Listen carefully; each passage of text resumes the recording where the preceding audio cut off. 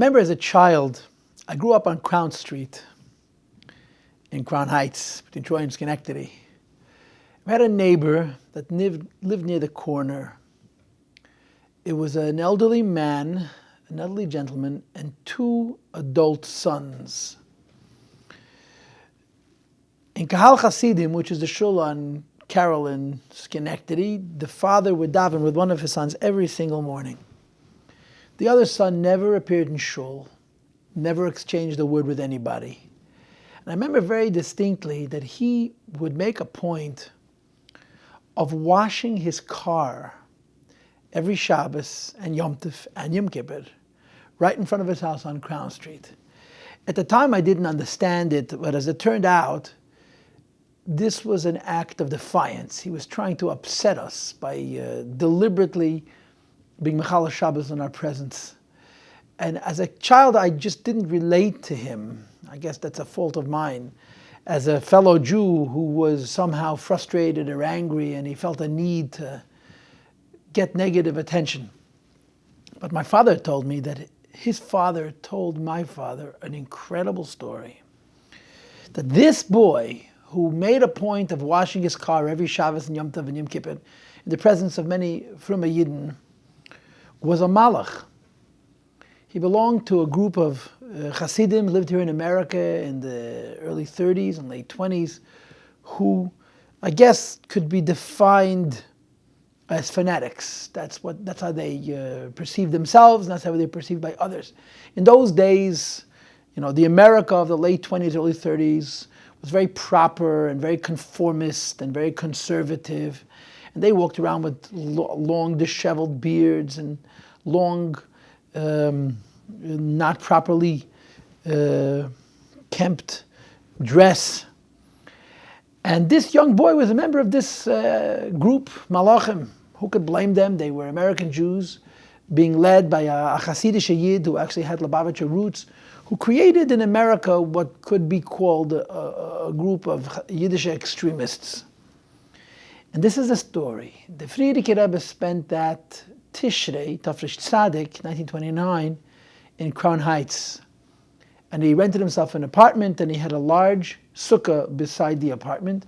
And this young bacher, this malach, came to see the Frierdiker Rebbe. The sukkah was full of people. There were scores of people, maybe hundreds of people in the sukkah. And the Frierdiker Rebbe spotted him. And he called him over. A young boy, a malach, the grace of bird, a big yamak, and the whole works. And he asked him, Favos gehst du nicht mit kein tie? Why aren't you wearing a necktie? So we told the Rebbe, what do you mean? It's gashmius and it's moises, it's materialism, it's unnecessary, it's indulgence. He's a rebel, he's a defiant Jew. And the Rebbe raised his beard and said, Cook, ich gehe mit a tie. The Rebbe said to him, look, I too am wearing a tie. Fast forward the tape 50 years, this boy had no shaykhs Yiddishkeit at all. It's a painful story, but it makes a point. And the point is that extreme is not always good. In fact, frequently extremes end this way. They defeat themselves, they burn themselves out. There is an old Hasidic expression, which at least at the moment, I'm not going to give you the whole story, I'm simply going to tell you the point. There was an old Hasidic expression that said, Talak is nicht kein Tolk. Talak is a symbol of a group of Hasidim who took a very, very extreme form to their Hasidus. And it brought about all kinds of not good ends. And Hasidim used to say, Talak is nicht kein Tolk.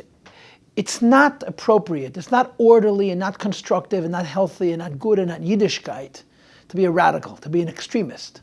That doesn't mean there's no room for Mesiras Nefesh, for martyrdom, but extremism as a philosophy is un-Jewish.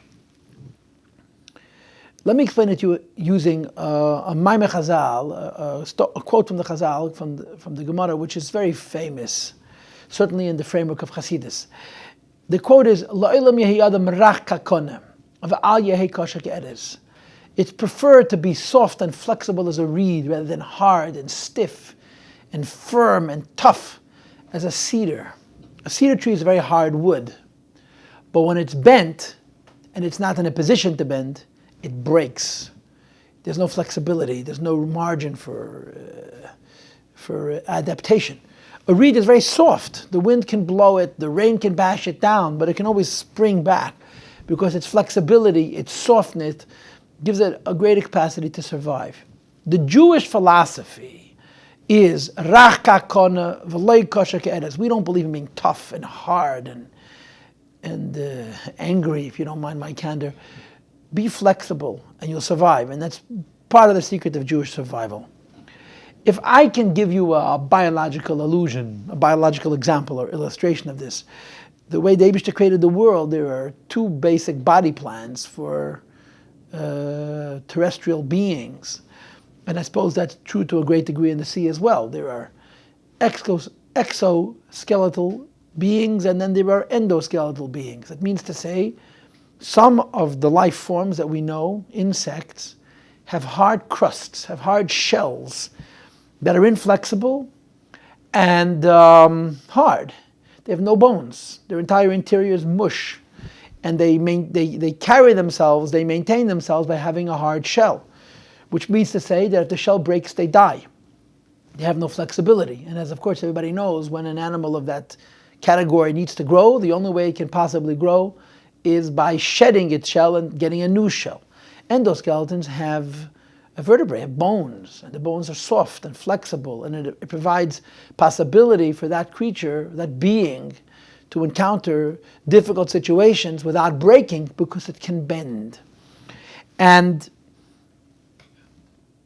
in psychology, so much can be said about these two points of view. What is it better, to be tough, a hard, tough guy, or a flexible, adaptable being? Now, I don't want to start any trouble, but I guess to some degree this has to do with personality and nature, and it certainly also has to do with life's experience.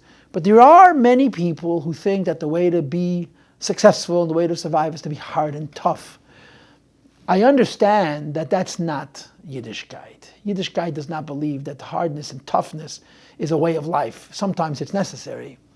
But the way of life a Yid chooses is one of flexibility and adaptation. We survive not because we're tough, but because we're adaptable.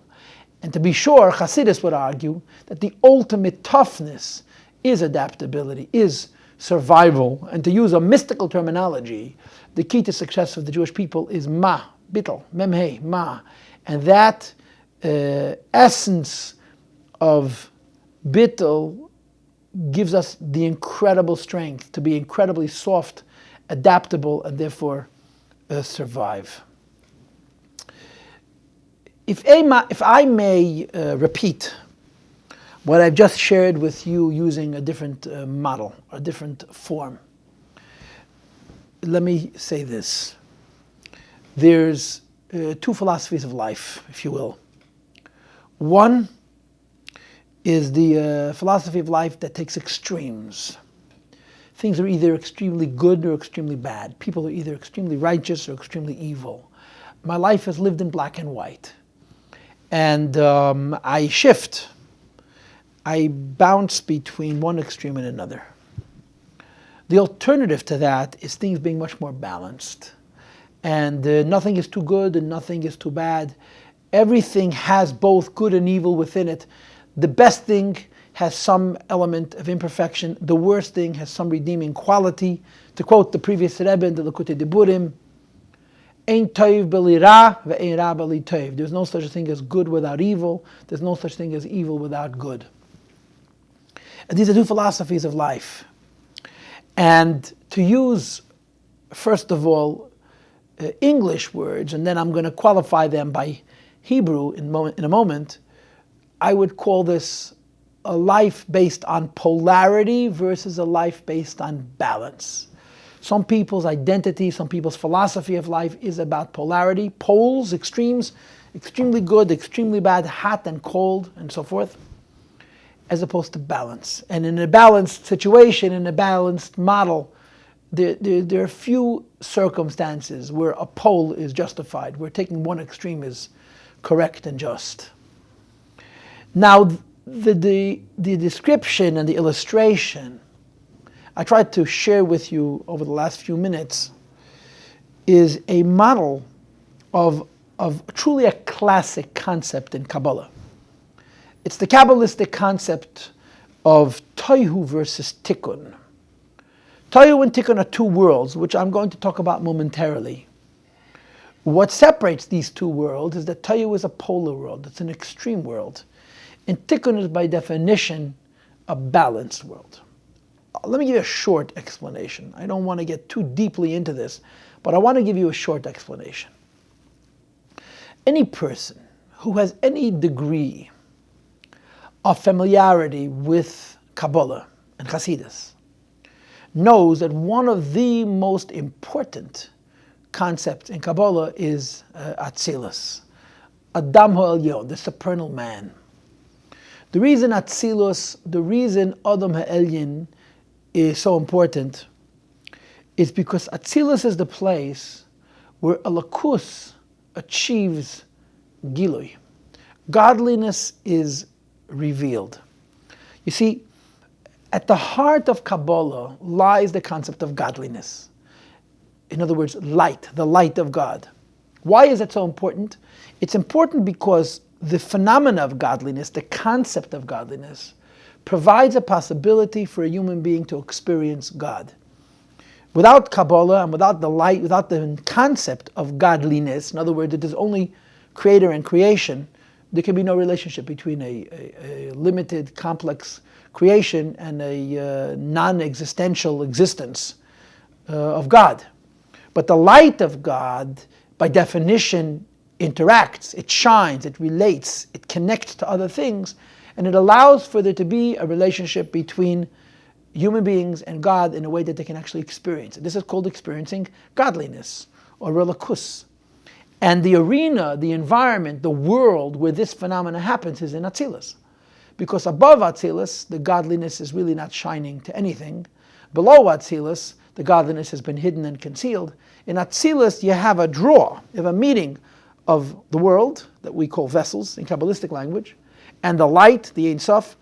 The light shines into the vessels receive the light. So what happens in effect in Atzilus is the light is shining, it's not overwhelming the vessels, it's filling the vessels are receiving the light, and the light is not being quieted or concealed by the vessels. So Atzilus really is the heart of Kabbalah. The idea of Kabbalah is that because of the phenomena of godliness, of light, there can be a relationship between creator and creation. The place where this takes place is Adam Ha'elyon, Atzilus. So Kabbalah tells us that Kavayachal Hashem created two versions of Atzilus. He made one, broke it, and with the broken pieces made a second. And of course the expression that's used is Boina Almanas listed, Seisel Almanas livnis. God didn't make any mistakes. He made one draft, one form, one version of Atzilus, and affected that it should shatter, that it shouldn't be sustained or sustainable, and then created a second version of Atzilus, which is the model of Atzilus that exists, that's relevant in Yiddishkeit. So, if Atzilus means the meeting between Ein Sof and a world, the difference between model A of Atzilus, which we know as Tohu, and model B of Atzilus, which we know as Tikkun, is very simple. The first model of Atzilus was God revealed the absolute maximum of his infinite light, of the light of Ein Sof, in the vessels of Atzilus, to create a world of extremes, polarity. The light of Ein Sof shines into Chesed, into the attribute of kindness. It's infinite kindness. Simple, raw, uncomplex kindness. The Ein Sof light of God in its extreme shines into the attribute of Gevura. It creates severity, judgment, exactitude to its extreme, and so forth. And of course, in an environment like that, the good is very good, but the bad is terrible. There's no balance, there's no integration, there's no sharing, there's no complexity where the kindness has judgment and the judgment has kindness. So it's nishbat, it breaks, it shatters, it cannot be sustained. So Kvayachal, so to speak, Almighty creates an initial version of Atzilus, It's a higher version. It's a polar version. And it's an unsustainable version. It shatters. Then Kabbalah says Hashem repeated Kvayachal, his effort, made a second version of Atzilus, a second environment, a second context where the infinite light meets the vessels. But in the latter version, the light is much more controlled and the vessels are much more elaborate and much more complex. So the light goes into the vessels and doesn't create extremes. There's no extremes. Instead, there is balance. Every single attribute, for example, kindness, encompasses its counterpart, such as strength. And there is no extreme expressions of godliness in the second model of Atzilus that we call Tikkun. And the word Tikkun, of course, means balance and integration and ultimately unity, because no poles, no radical extremes express themselves in that world.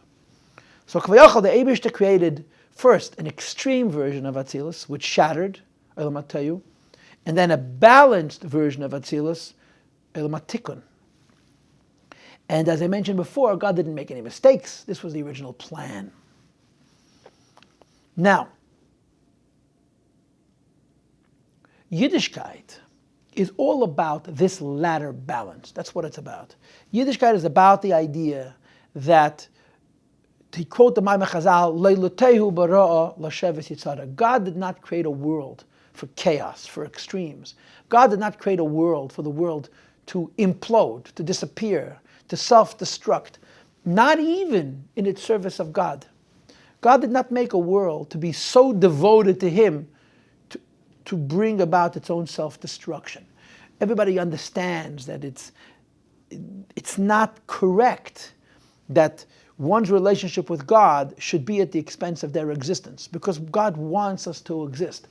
The examples for this are, of course, the story of Nadav and Avihu in the Chumash, and the story of Rabbi Akiva in the Gemara, which is mentioned at a certain point in this Maimed, where a group of rabbis got together and they communed. They went into a frame of mind in which they wished to delve into the abstract secrets of the Torah in the hope of having some kind of a metaphysical, a transcendent experience. And 3 out of 4 failed miserably. One died, one became insane, and one completely lost his religion. Rabbi Akiva approached that endeavor in a balanced way. And the Gemara therefore says of Rabbi Akiva, Nichnas b'shalom v'yatza b'shalom. He entered into the endeavor with a mindset of peace, and therefore extricated himself from that endeavor peacefully. In other words, Rabbi Akiva understood that in Yiddishkeit, extremes and polarity, even extremes and polarity of connection to God, are inappropriate, are not the purpose of creation. If I may say what I just told you in other words, it's very simple. God created the world because He wants the world to exist. God did not create the world that the world should, in its service of Him, cease to be. The way you would say that using fancier words, the way you would say that using Hasidic terminology is you would say this: God created the world so His light should shine into that world.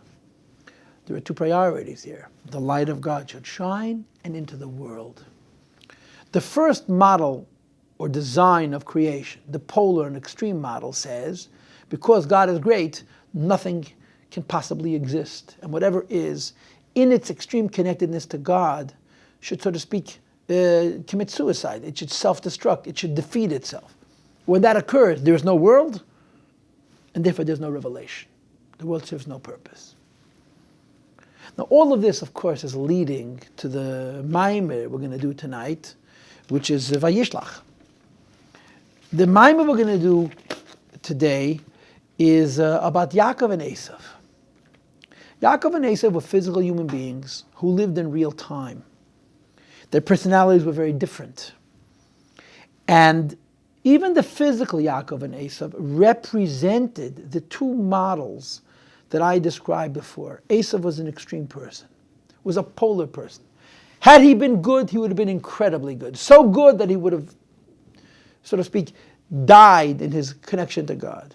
As it turned out, he was evil. And when Esau is evil, he is very evil. Yaakov, on the other hand, is far more balanced.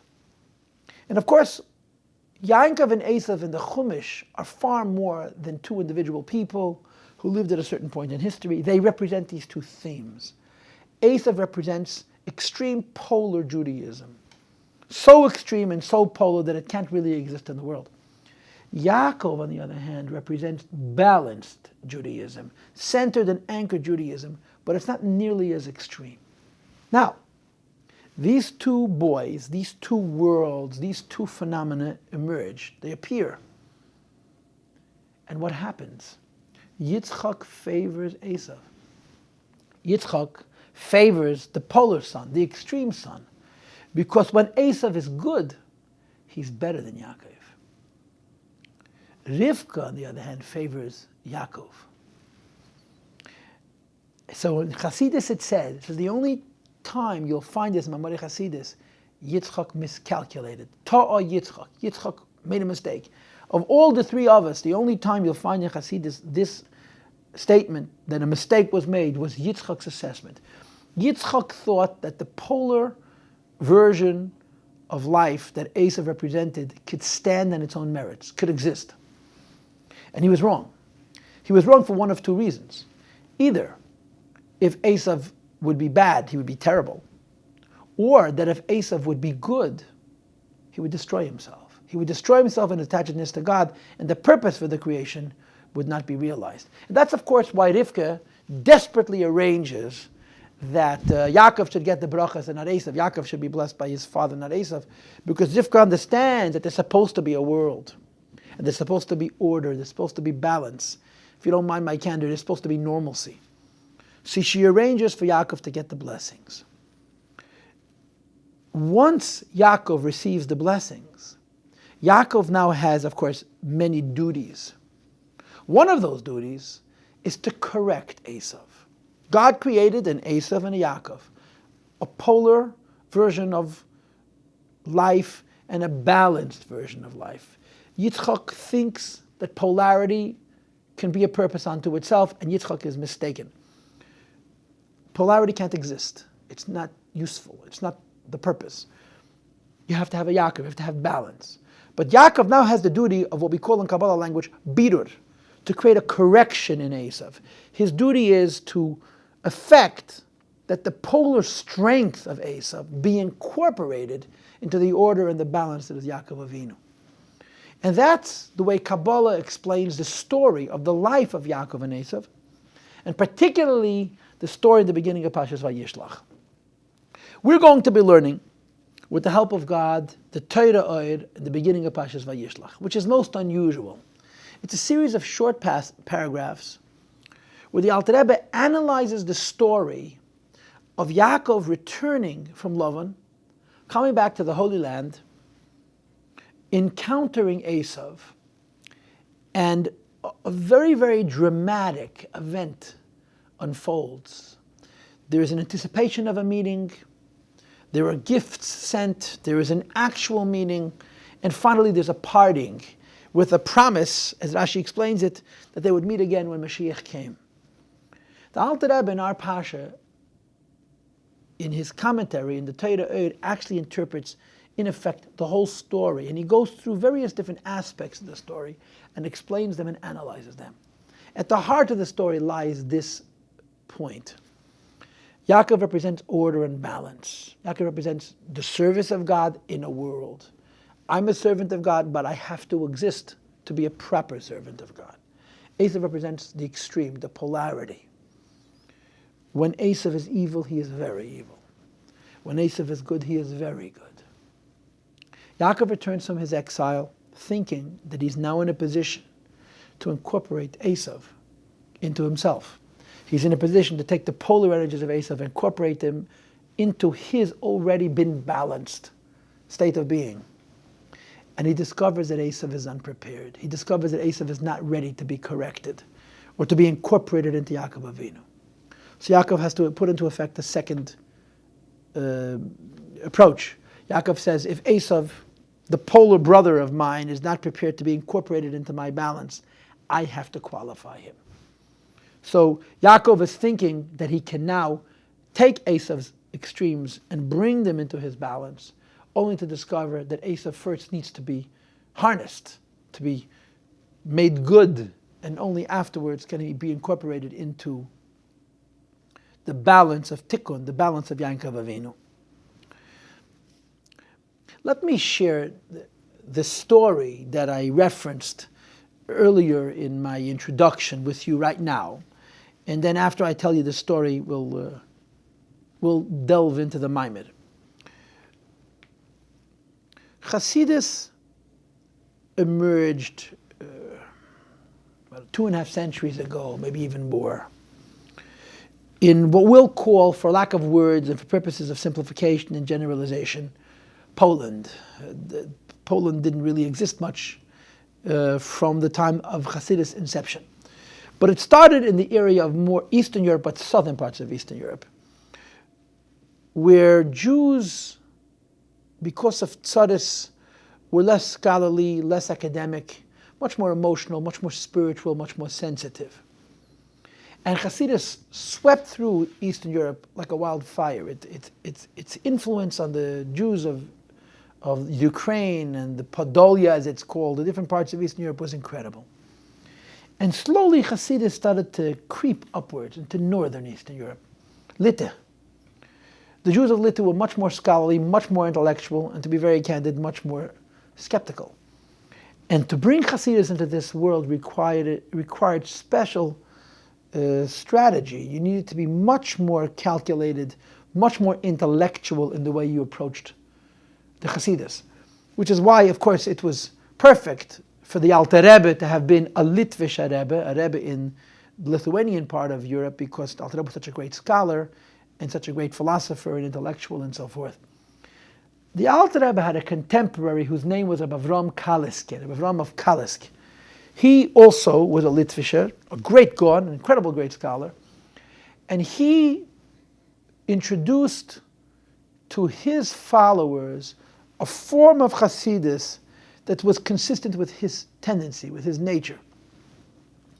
Avram Kalisk himself was actually a very, very big tzaddik. He was a perfect tzaddik. But he was an incredibly passionate man, and he was what many would call a radical. He certainly came across that way. And he had a following. His followers were all very sharp, brilliant, very, very intelligent, great scholars, great masters of Torah. And they were drawn to Rabbi Avram Kalisk and his Chassidus because he obsessed about the truth, and he obsessed about humility. And one of the primary emphases in his particular version of Chassidus is what we would call bittul hayesh, self-effacement, not getting too caught up with your own ego, not being too busy with yourself and so forth, and being humble. But it took on a radical form. The previous Rebbe describes how his Chassidim, some of whom were great scholars, would in the summertime put on a winter coat, a very thick, heavy fur coat, inside out, and take a march to the center of town with a goat, just as a means of belittling themselves. And these were rabbis, these were scholars, they were honorable people. And they created a Chassidus which was very extreme. The problem was that Litte and the Misnagdim were looking for weaknesses in Chassidus. And these radicals, these extremists, gave them that opportunity very, very readily. The end of the story was tragic, that one of these young men came into a very, very powerful city of Misnagdim and did something which was so radical, so extreme, so abrupt, that it brought on one of the bans, one of the excommunications, one of the charamas that was made against Chassidus. The Maggid, the musician Maggid, the Rebbe of Rabbi Avram of Kalisk, was very upset. And the understanding was that the extreme version of Chassidus, as ideologically justified as it was wrong. Because in the real world, extremes are never good. Certainly, usually aren't good. And that's the basis for that phrase, Talak es nish kein tolk. The year 1770 is the date of this event and this movement's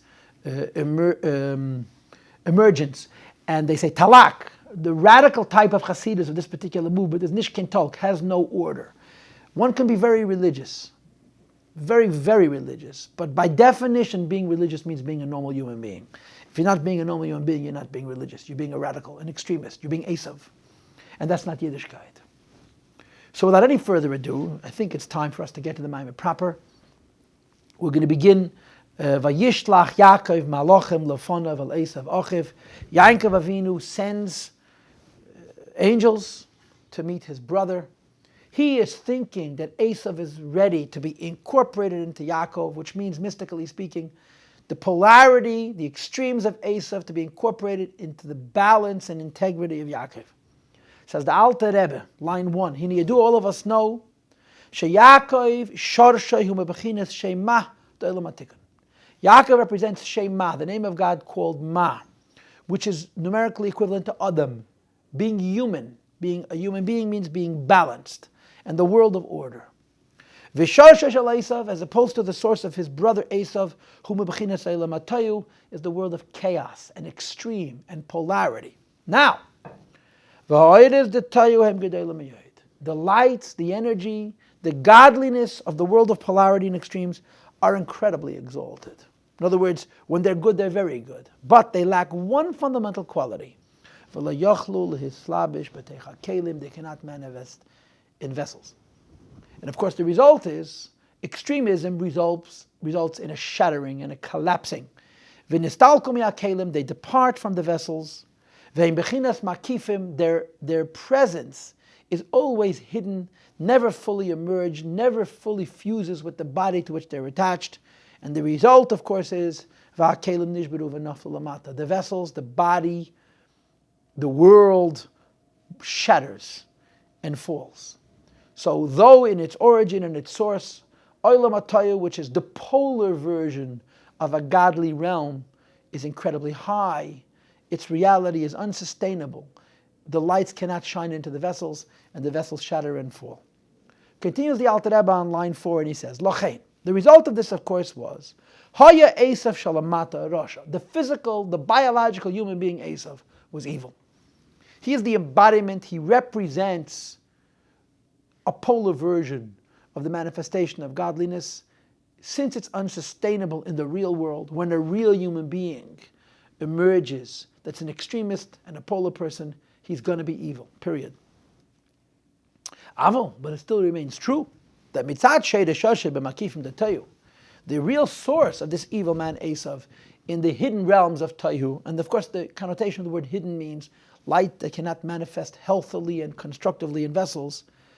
Hare ha'oides de Tohu, the lights of the polar version of a godly world, heim lamayla me ha'oides de Tikkun, actually exceed and are higher and more than the lights of the balanced version of the godly realm. Says the Alter Rebbe, as I intend to explain later on, al pasuk v'yikach manaba b'yadei mincha v'chulu, on the pasuk in a later Maamar in this Parsha. Ukmeishin is bar gamkin, says the Alter Rebbe, I've already touched on it. The Parshas told this last week, or 2 weeks ago in Parshas told this, al pasuk re'ereach b'ni v'geme. It's the same idea where Yaakov gets the blessings rather than Esau's getting the blessings, because God wants it to be a world. Yaakov represents this. Esau represents, in the best case scenario, just imploding in one's attachedness to God. Line 7. So we all understand that Esau is very bad, but could be very good. Yaakov is a mensch, a godly mensch. Mensch means to say he's balanced and normal, and therefore is filled with godliness. And filled with godliness means to say he takes it, he receives it, rather than being destroyed by it. So in Yaakov Avinu was thinking she'Esau nizbarer kvar, that the physical man Esau, his brother Esau, the polar person who on the surface was evil, has healed himself. And he's found a way of making positive his polarity. And therefore Yaakov is thinking, V'chazar l'shorshay hanayle, Esau has accessed his source, the levels of the extreme, the polar world of godliness, which is hidden, which is higher than the balanced world of godliness called Tikkun. And as you'll see soon, Yaakov Avinu says to himself, I balanced myself, I healed myself, I qualified myself. Perhaps my brother has affected a correction in himself, although Esau, his correction is not about balance. His correction is about polarity, but Yaakov Avinu was thinking at least he's become a good pole rather than a bad pole. And Yaakov thinks, if I have balanced myself, and my brother has elevated his evil pole into a positive pole, now I have to incorporate his polarity into my order to create, in quotes, the best of both worlds.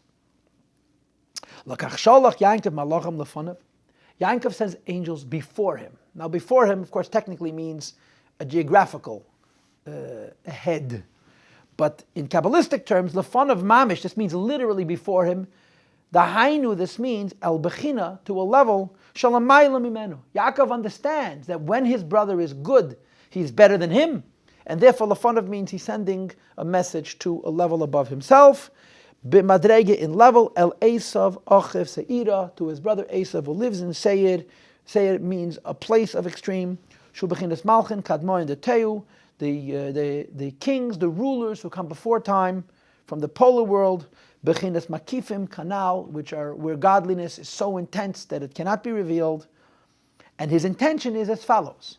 Kedei lahamshech, Yaakov wants to bring down and incorporate, fuse, bechinas hamakifim de Tohu, the polar energies of the extreme world of godliness, a love into himself, lamata below, betikkun into the world of balance and order, shu bechinas ha'or pnimi, which is light that can be revealed, and in other words, where there is a body, there is a world, there are vessels that can receive the godly light, v'yoir ha'makef bepnimi, and what is otherwise too extreme to be revealed can be revealed, v'yishlach Yaakov, yachad, and the two can fuse, the two can join. Remember the key. Yitzchak was wrong in thinking that polarity can exist on its own. Rivka was right. Polarity has a place within order. Yaakov has achieved order. He's hoping to now incorporate the polarity of Esau. V'lachein, line 12. V'lachein tziva Esau. He therefore instructs his emissaries. Kaiseim l'ladeinu le'Esau v'goyim, go before me and speak to my master Esau.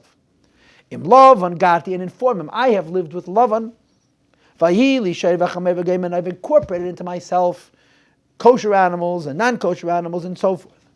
The Hainu, he's telling him, I have healed, I have perfected the world of balance.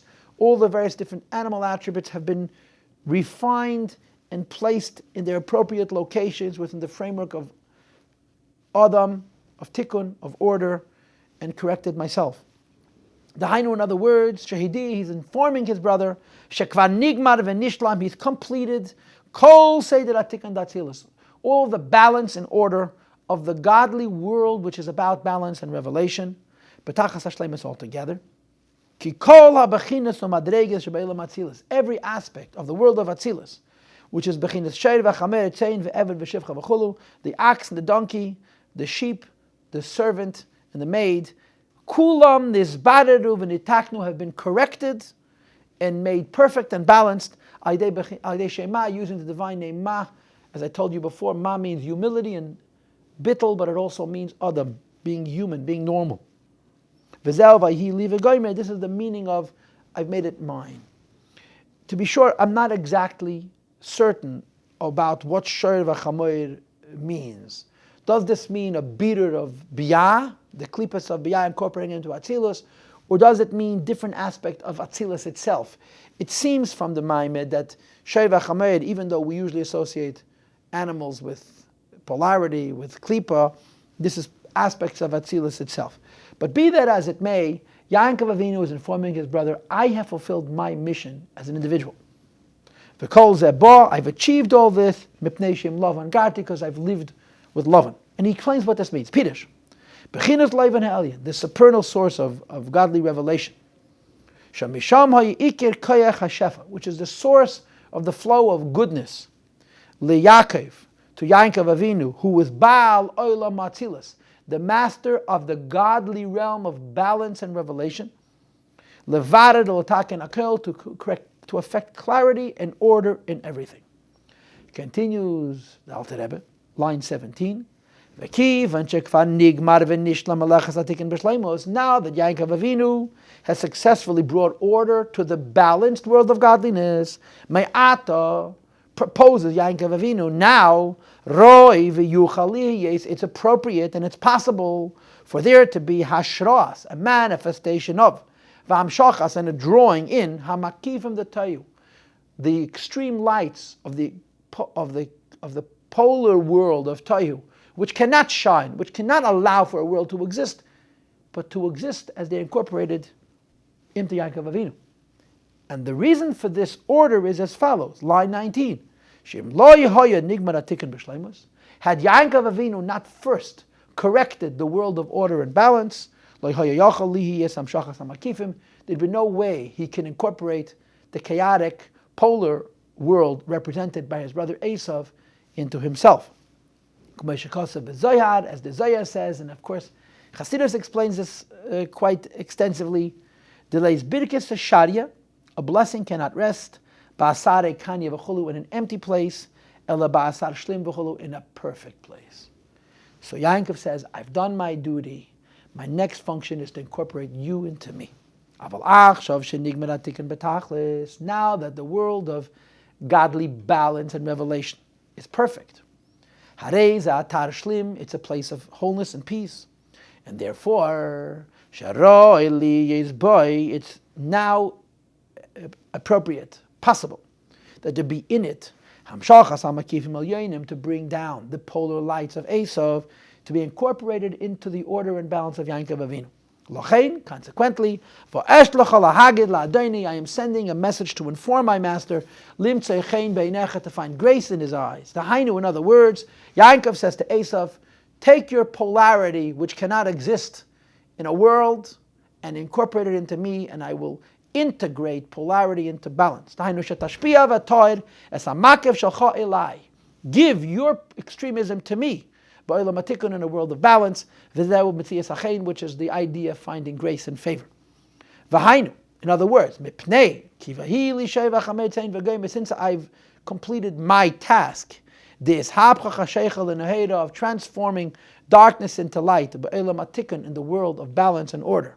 My world, my life, my person is perfect. It is now, I am now worthy to find grace and favor in your eyes.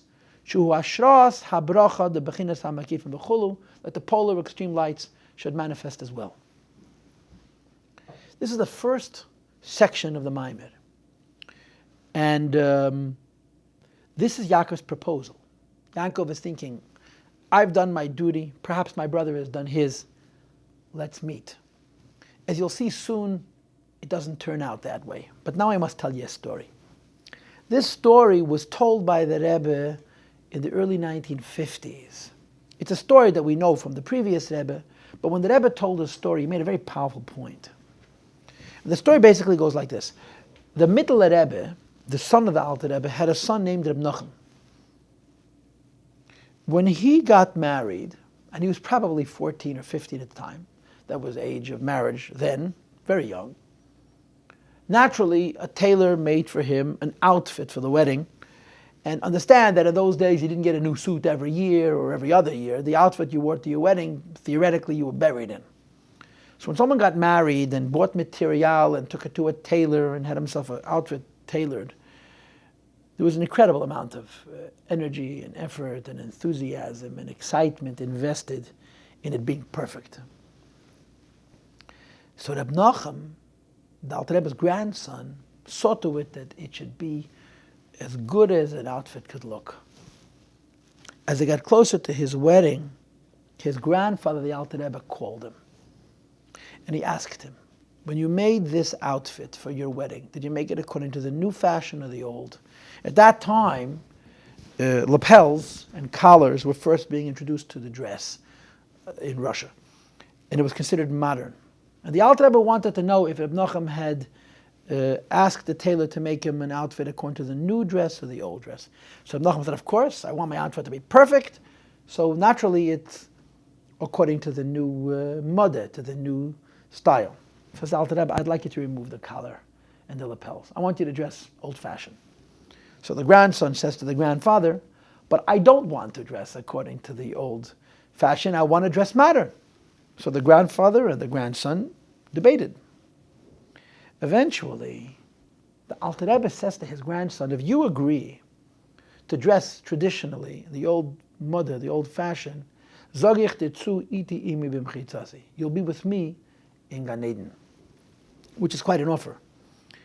So Reb Nachum says to his grandfather, okay, that sounds like a deal, but I have a question. My removal of the lapel and the collars has to be done because I don't want to wear them or because you don't want me to wear them. So Alter Rebbe said, Chabad mont pnimius. In Chabad, things have to have emes, integrity. You're not to wear the lapels because you choose not to wear them. So Reb Nachum said to his grandfather, but I do want to wear them. And that's the way it stayed. He went to his wedding dressed in the modern outfit, and the Alter Rebbe did not get his wish. So the Rebbe studied this story, and he asked a simple question. Why offer a 14-year-old cohabitation in Gan Eden for a lapel, for a collar? What's the big deal? And the Rebbe said something very beautiful, very interesting, very powerful. The Rebbe said this, at that time, there was a new klipa, a new negative force emerging in the world. And that was the obsession with fashion. The nature of klipas, the nature of negative forces is that once they fully develop and they emerge, they have to run their course. And running their course could take hundreds of years. I mean, there's no denying that we live in a world that's still obsessed with fashion. So we're still dealing with that klipa. And the Alter Rebbe anticipated that the klipa of passion would be very, very consuming and very distracting in terms of purpose and Yiddishkeit. So the Alter Rebbe knew that there's an alternative way of dealing with the emergence of a new klipa, of a new negative force, and that is to nip it in the bud, to defeat it before it has a chance to fully emerge. So the Alter Rebbe was hoping that before this new obsession with fashion could fully manifest itself, he would kill it. But in order to do this, he needed a player, he needed a partner. He needed somebody who cared about the fashion, who was prepared to forego it. And if that person would defy fashion at its outset, at its inception, the klipa would be killed before it could emerge, and we'd be saved thousands of dollars going shopping and wasting our time looking at catalogs. And I guess people have to make a living another way. And Reb Nachum was his chosen target. If his grandson had raised himself to a level where he would decide, you know what, this doesn't matter to me, I don't care, when in fact he did care, through this grandson of his, he would have successfully killed the klipa before it could fully emerge. And as the Rebbe told the story at the Fabrengen, the Alter Rebbe failed. Now the Rebbe linked it to another klipa which the Rebbe predicted was emerging at that time in America in the early 1950s. You can look the Sikha up. I'm telling you this story because it seems to me that this is the story of our Parsha. Yaakov is trying to defeat or to conquer or to incorporate Esau into himself before Esau could fully emerge. Understand, till Mashiach we're busy with Esau. Had Yaakov succeeded in incorporating the polarity of Esau into the balance of Yaakov, then Mashiach would have come immediately. But it depends on two principles. Yaakov has to correct himself, which he had done, and Esau has to be prepared to be incorporated into Yaakov Avinu. The polarity of Esau has to manifest into the balance of Yaakov. And Yaakov discovers that Esau is unprepared. And that's what the story continues. Vayashuvu hamalachim, I'm reading line 25, the angels return El Yaakov, to Yaakov Avinu, Leimer, and they inform him, Banu alachicha leisa, we met your brother, but he's not where you are. You've prepared yourself. He's still extreme, but extremely negative. But there's something very sinister about the extreme negativity of your brother, and that is that v'gam hoylech lekroscha, he's coming towards you, v'arbe meyes ish, he has with him 400 men, imay, with him. Now, let me just tell you what's coming.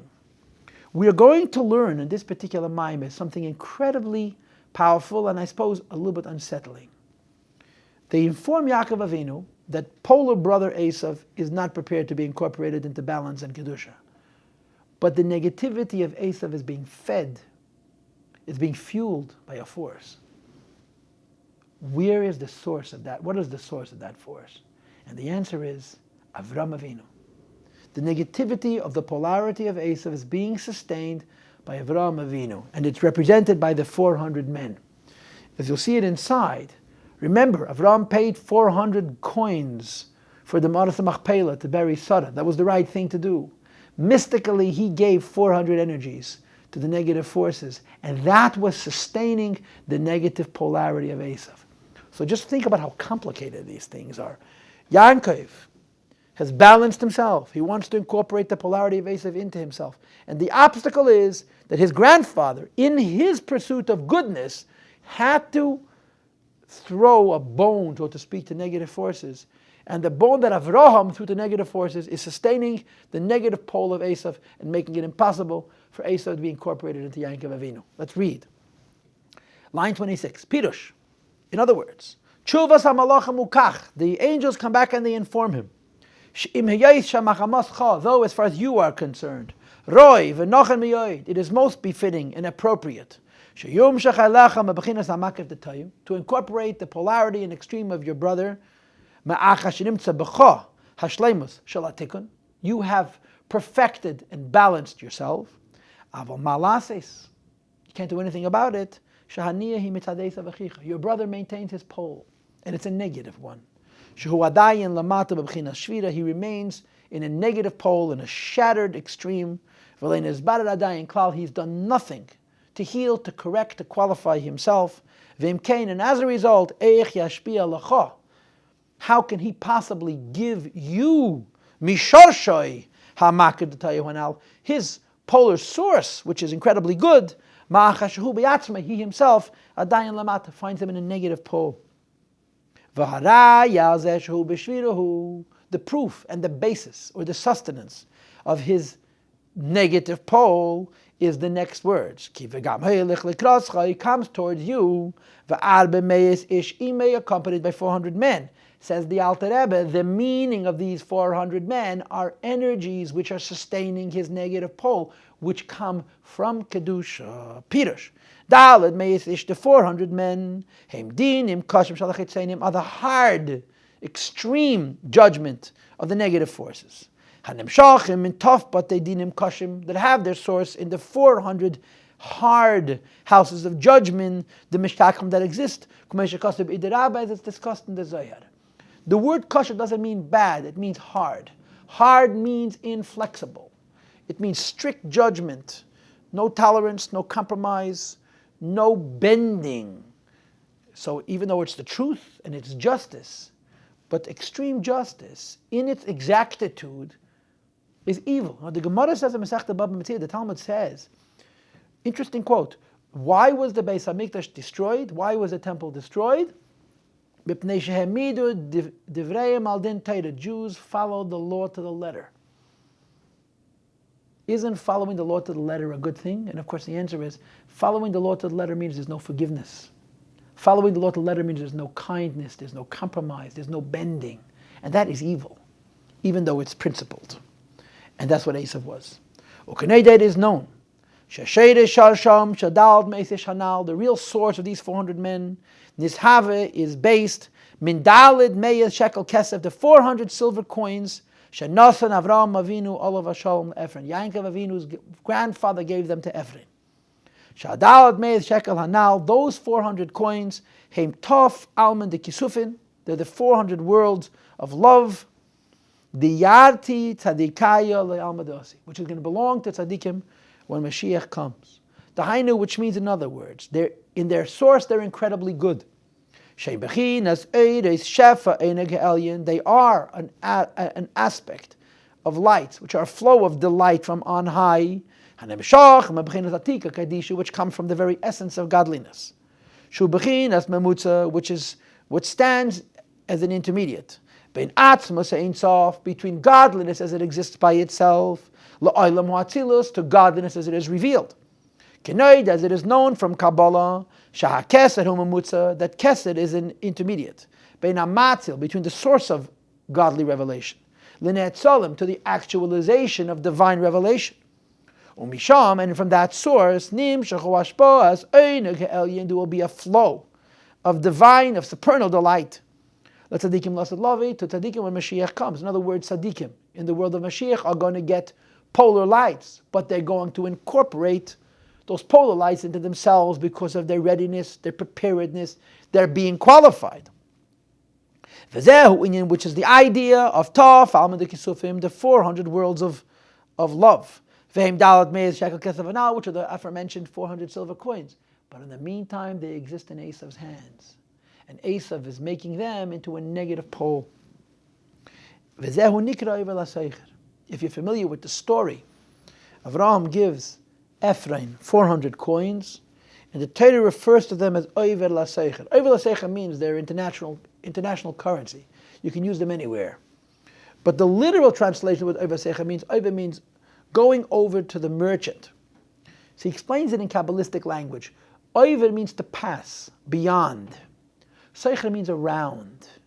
And he explains it using mystical form. Oiver means beyond what is around, beyond Kesed, beyond Sevev Kalam, beyond indirect light. Let's read it inside. Ki Kesed Nikra Seicher. Kesed is called Seicher, which means, amongst other things, around. Lashon Scheur, it means it goes around and around. Shubachinas HaMakif, this is an allusion to indirect light, or infinite light, which is higher than L'chol HaIshtashlis, it's above being able to be revealed.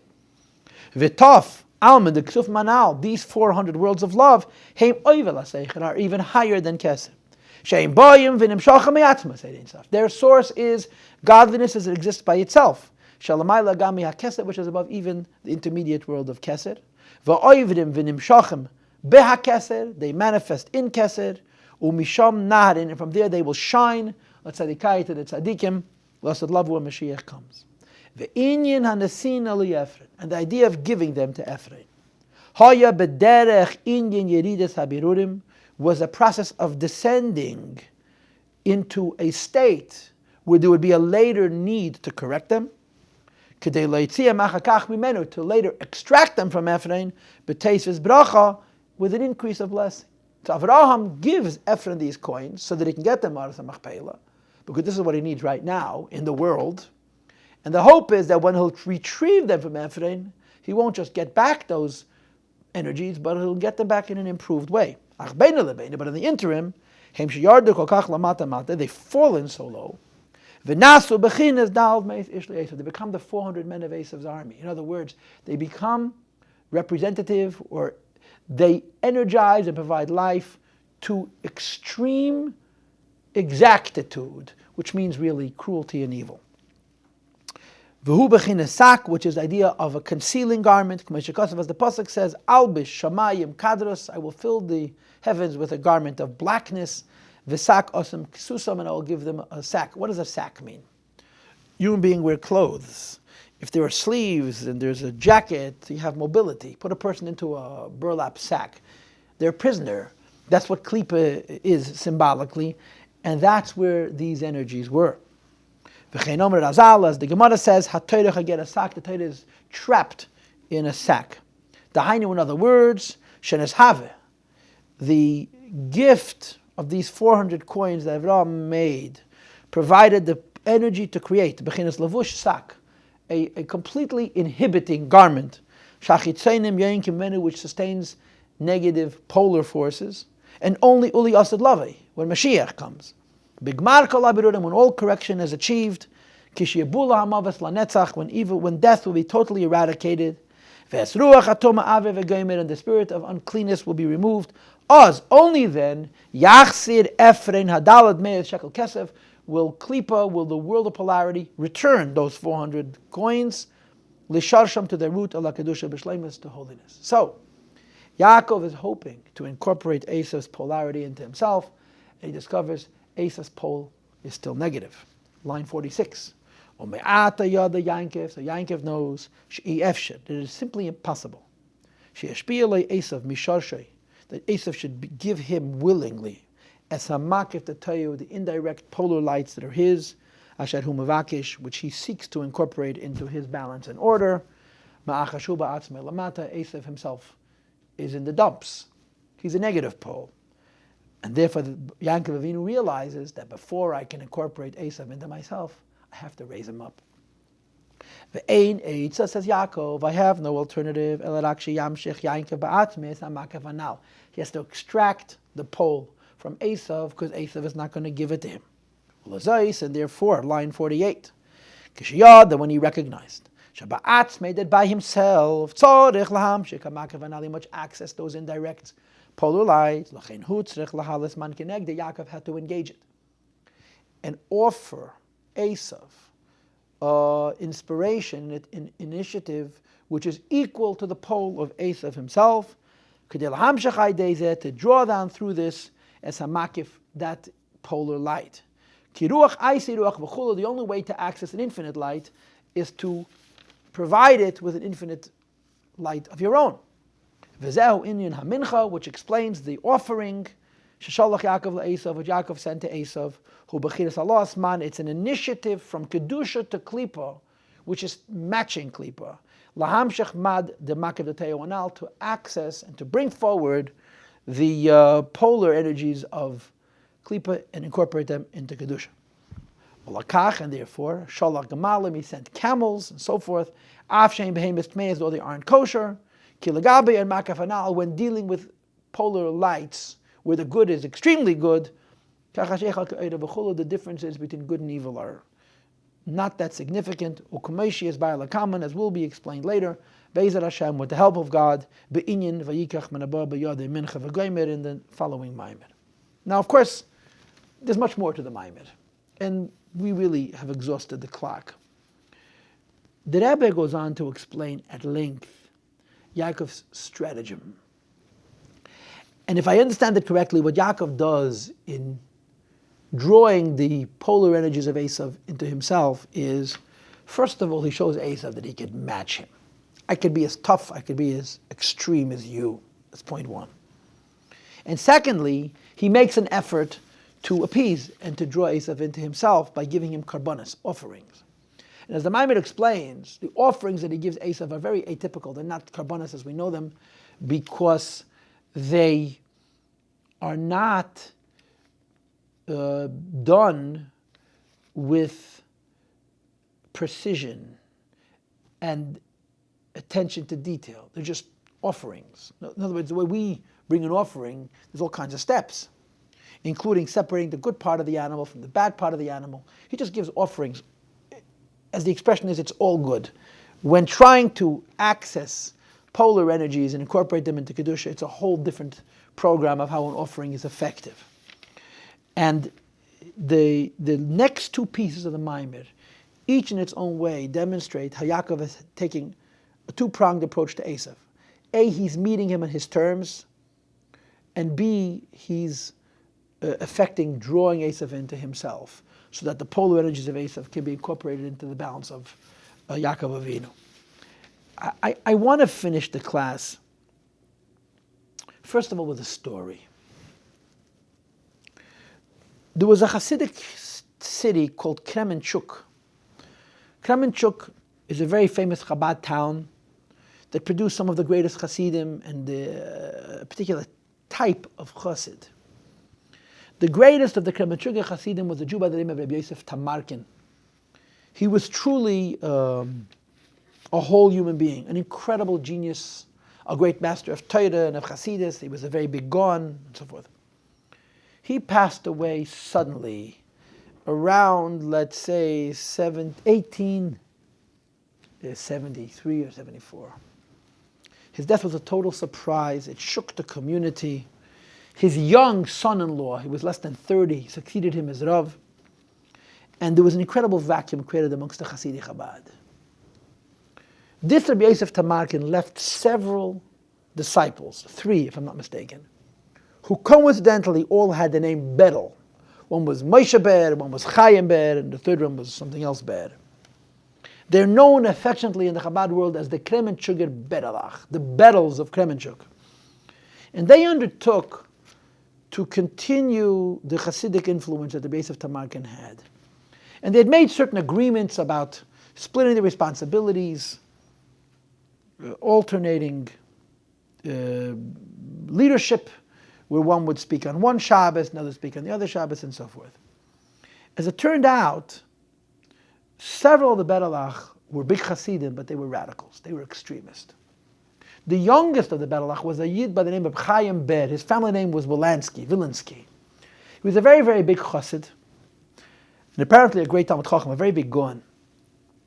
And he was very frustrated by his friends' lack of carrying the burden of continuing the Hasidic community in Kremenchuk. And he protested it. He said to his friend, Rabbi Moshe Ber, you're not doing your share and so forth.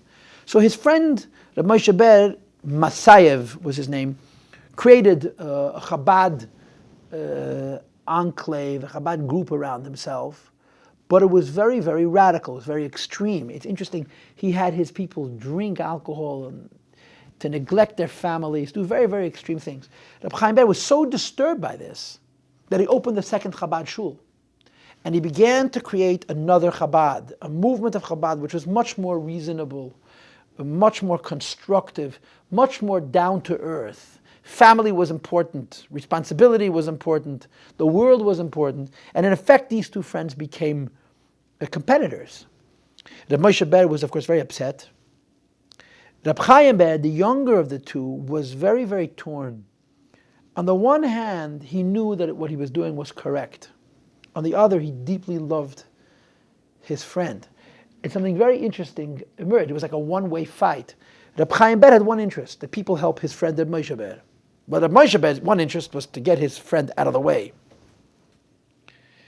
And these two branches of Chabad diverged. Most people followed the younger of the two, Rabbi Chaim Ber, because he was not only permitting them, but encouraging them to be normal human beings. And the group of Rabbi Moshe Ber, which was very extreme, was very small. The end of the story was, Rabbi Chaim Ber died young. And he was survived by his radical friend, Rabbi Moshe Ber, who was older than he was. And after Rabbi Chaim Ber died, his friend Rabbi Moshe Ber said, "It's a pity he died. I should have died. He should have lived. Because if he would have lived, something constructive would have taken place." In other words, in his final years, he finally recognized that the balance, the normalcy, the down-to-earthness of his friend in creating a Hasidic movement was correct. The Rebbe Rashab said, "For Rabbi Chaim Ber, Tikkun."